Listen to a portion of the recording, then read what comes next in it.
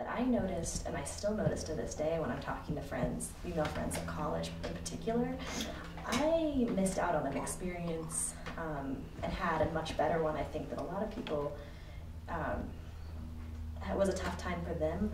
I didn't have 7th grade, middle school girl drama. I had a really supportive group of friends like Lauren and Nefeli and Adriana, and it was not only did we have multiple ages in one classroom, which I think really impacted how I see different people and different points of view, both that I feel comfortable speaking to people who are older than I am, and I don't presume that my opinion is lesser, but also I don't presume that someone's is lesser who's younger than I am. But I think that's such a tender age, and to have a space where you can work through disputes rather than have drama as just this existing, that was not a thing at Running River, and I think that was really valuable. I don't know if that's what you were. Yeah. How about, I don't really know how to put it in words, but it was really Mari, how about you when you left here and you'd been here? You were here a long time. Yeah. And what was it like to leave here and go into a big public high school? Yeah.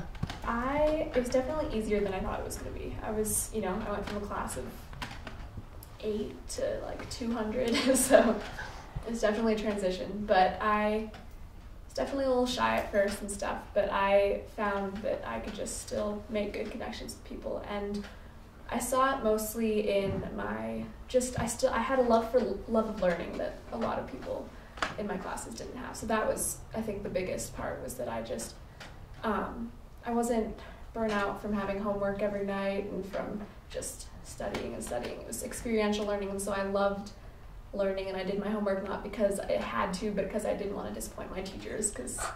And so I just definitely learned for the sake of learning and not just the grades and stuff that a lot of people do. And so that definitely helped me with my academics, and just to be able to do well and enjoy it. And when you're taught how to learn, you can learn anything. Yeah, and Running River definitely taught us how to learn, I think. Mm-hmm. Rather than what to learn and what to think, we learned how to learn and how to think. And that can be applied to grades, that can be applied to tests, since those things do not have to be the be-all, end-all. And it was seamless for me going into 8th grade as well as into high school. I entered advanced classes in high school fairly early on, and I almost didn't notice it. I can only think back on it in retrospect and reflect. It never presented a challenge because this place is foundational. Yeah, and I didn't want to do just not quality work. I was taught to do work to the best that I could, and so that's how I did my work in high school, and just went into that with with an ability to do well. And so just because I wanted to do my best because I was taught to do that, so it was definitely helpful for that. And you're looking at colleges for next year? What do you want to study? And not sure yet. That's the big question right now. But just looking into that. For a while I wanted to go into biology, and that's still definitely a slight possibility, but I also have gotten really interested in psychology, and also just the psychology of education, so this kind of stuff that we're talking about, and so that'd be really cool, but with the basis of different cultures, and Spanish is important, and just expanding that and learning about people, because I feel that was a big part of Running River too, is just everyone is part of or everyone is just around you, and you learn to love everyone for what they are and learn about them and their different perspectives. So that was definitely a big part of that. Yeah. Quinn, can you say a little bit about your art? What you're doing with your art? So I'm an artist now, and I've, whenever I'm asked, when did you start doing art, I don't know, I have a horrible memory, I have to really think back, He's always been doing art, I'm just going to say. But I realized that it kind of really started here, because I just remember, me and Skylar would have markers and just be, drawing words and stuff. And, I do graffiti now, so those were, the first words I drew. And I think we always had time for that, it was, the proper balance of learning and having time to just play and like, I don't know, I guess get into a lot of different things. Going into Running River, I was homeschooled, and that's a different experience all in itself. So Running River was a nice transition. Running River from high school is very different. For example, the tests and quizzes and grades. How'd that go? It went well. Because people ask me that all the time, like, how do they do? So Definitely. anything you want to say about it? 30 kids in a school to about 2,000. It went well. The passion of learning and like doing homework helped prepare me for taking tests, and having the small classrooms where you're not looked at funny for raising your hand and actually asking questions to teachers really helps in classroom engagements, at least for me, which gets you a lot further. I mean, I know teachers who, if you talk to them and stuff, they will give you help on like the test. They'll encourage you to learn or review certain things for tests and stuff. And I definitely learned that from Running River. Just talk to your teachers. Yeah, I think like my mom tells me, you know, like a lot of parents will be concerned that if their kids don't go to like a traditional public elementary school, then it's like, oh, is it going to be hard for them to transition in? But I don't think just like being in a high school environment or middle school is something that you have to really learn, you know, so like you just can dive right in from this, you know. If anything, it's like a lot of kids get really burnt out, you know, like elementary school, they get grades, you know, it's like they start doing poorly. They're not bad kids, or they're not even dumb or slow or anything, but they get labeled that way. So I know the opposite is true. I definitely would have thought that way about math, and which would have impacted the rest of my academics had I been somewhere else. And it was never easy for me. It's still not easy for me, and it wasn't easy for me here. But I was never made to feel like I was dumb, like I was less than, like I was behind. There was no such thing as behind. And if anything, I was able to focus on my strengths, and because I was able to focus on my strengths and my passion for reading and writing, and given support, given an audience even, I was able to take that confidence into other subjects that I may not have had as strong a background in.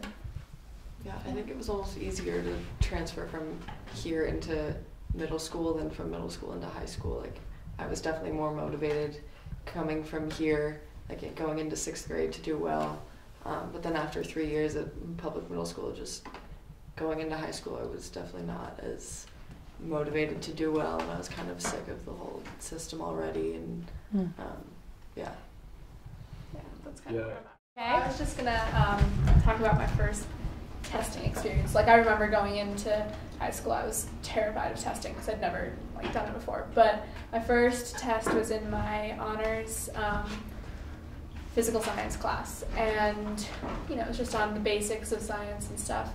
And because of how I learned to learn, I got my test back, and it was like 33 or something. But then I realized that was, she was like, so the highest grade or score in the class was a 33, and so I got 103% on my first test ever in high school. And I was like, yes. And I've, you know, done fine on all those ever since. So it's just my ability to learn in class. It made it so I don't have to like study a ton, and I can just actually learn instead of just having to drill things into my head. So that definitely has helped make high school a lot easier. Yeah.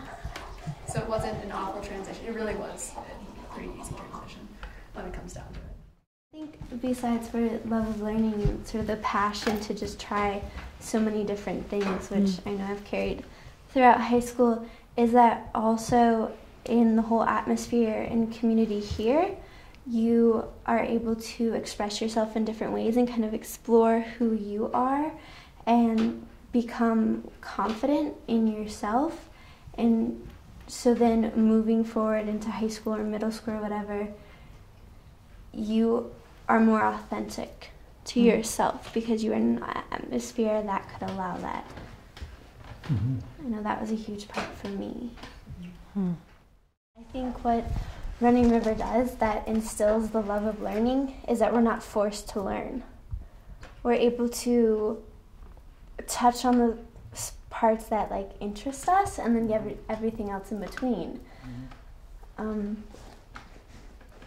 And we have all different ways that we learn it. So if one way doesn't work for us to learn something, like maybe it's a speech or a talk or something, but we go outside and we do it, then we get that part that's like so much more exciting when we're learning it. In addition, we're also not given all the homework that we have to go home and do. We get a break from what we're learning. So when we go back to it, it's still exciting and new and fresh, and we're still like excited in it instead of having to do it all the time. Instead of thinking that if you keep putting more and more and more and more in, that you're going to learn it, instead of learning and giving things space so things can process and assimilate and go deeper and mix with what you have inside and then come out, instead of just trying to cram more and more in. Yep. Yeah. I think it's also a big part of not being labeled. Like with the grades, there's like the honors courses, the AP courses, the this person's a good student, this person gets good grades and all that. And it's everyone just kind of worked together, no matter how good they were in a certain subject or how much they were still working on that certain subject. It wasn't you didn't have to be to a certain point at a certain point in time. You just we were able to just learn and also learn from each other. Like just we worked together, and I think that's a huge part of it, is we were able to work together and learn from each other as well as our teachers, and just we learned to learn, and so that spelled that love of learning. Instead of focusing on the information, Exactly. focusing on depth and breadth and fullness and all the different aspects of something and the joy of that whole process, instead of getting the information or the facts, which is very surface. It's very surface learning. Yeah, So that's why I think coming here was so important too, especially at such a young age, was, we, like Mary said, we have the opportunity to, to just learn at our own pace, learn at our own will without being forced. And that's why I think it's so different between Running River and regular public elementary school and public school, high school. Well, that wasn't high school, but like regular public education it's so passive these days, where the teachers ingrain in those little kids' minds that the only way for them to live life is be told what to do by all these people. Like they learn that the teacher is, like when you're a little kid, the teacher is the God in that classroom. You do what that person tells you to do, and you get labeled like Maren said, and that's not the proper way to learn, in my opinion. Kids need somebody to be on their side with things and like comfort their needs, and I mean, everybody learns differently. I'm an outdoors person, so being outside and learning different things about nature, especially on all the hikes, that really helped me how to learn better than having something shoved in my face and said, okay, this is what you need to do, and you don't get a good grade, oh, you fail. That's one thing I love about Running River, is they never labeled you as a bad student or a good student. They labeled you just like everybody else, just as equal. And that's one thing I take from the school, is just, is it was made everybody equal, and not separated everybody for how they did, You learn to learn and get new experiences through what you were learning, not learning because you had to know the exact date that the Civil War happened so you could spit it out later onto a test and get a grade that could possibly determine your future. I think history is the perfect example of the difference between learning. Like, so often history, I know I didn't take AP US history, but my friends who were in that class, it was just facts, and they don't remember any of it. But I think here and so I've had an awesome history teacher at my school, and what I remember are the stories of history, and that's really what history is. And so I think it's the learning about the actual experiences and not just the facts, because the facts aren't what life is about when it comes down to it, is the experiences that. And we used to dress up. Yeah. Do you remember? There's a bunch of us. We dressed up like all these different characters from the American Revolution, and I made up this story that everybody was traveling and there was a storm and they all ended up in this cottage in the middle of the woods. So there was like King George and Benjamin Franklin and Thomas Jefferson and Sojourner Truth. I mean, that's the wrong history place. But anyway, there were all these different characters ended up for tea in this cottage and trying to have a conversation to understand each other's point of view on that time in history. And that was so much fun. And like you said, it's all about stories, but we would act it out. We went to Washington, D.C.